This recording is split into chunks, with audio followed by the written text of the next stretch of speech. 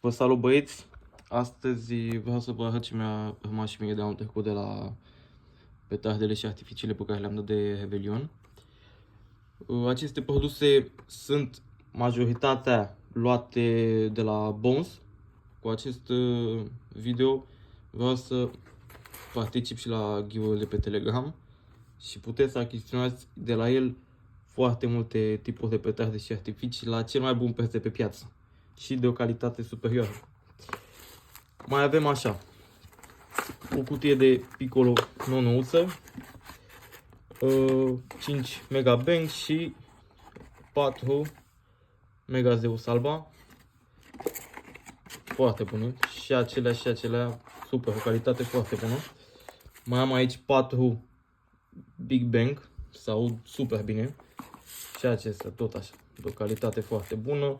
Din câte observ, 5 fese 3 Acestea sunt modelul din anul, din anul,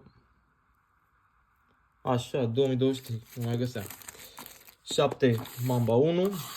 Aici mi-a mai rămas aproximativ jumătate de cutie de Raudo Alba, da?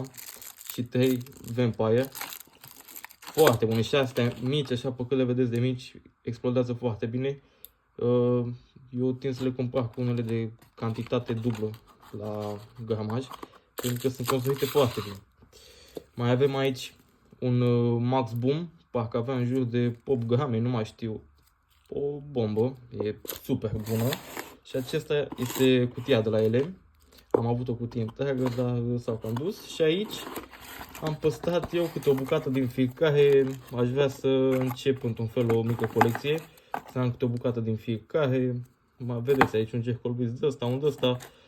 Câte o bucată din fiecare. Mai avem aici în plus, din ce ați văzut până acum, și un show 120 și un dog.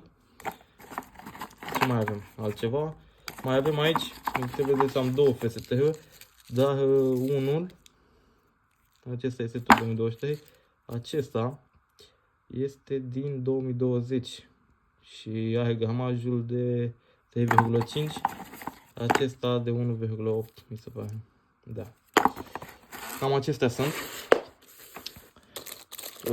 Cum am spus, cu acest videoclip vreau să-mi confirm participarea la concurs. Mult succes tuturor! Sper, dacă nu câștig eu, să câștige cineva ce le merită și ce nu își permite, să zic așa.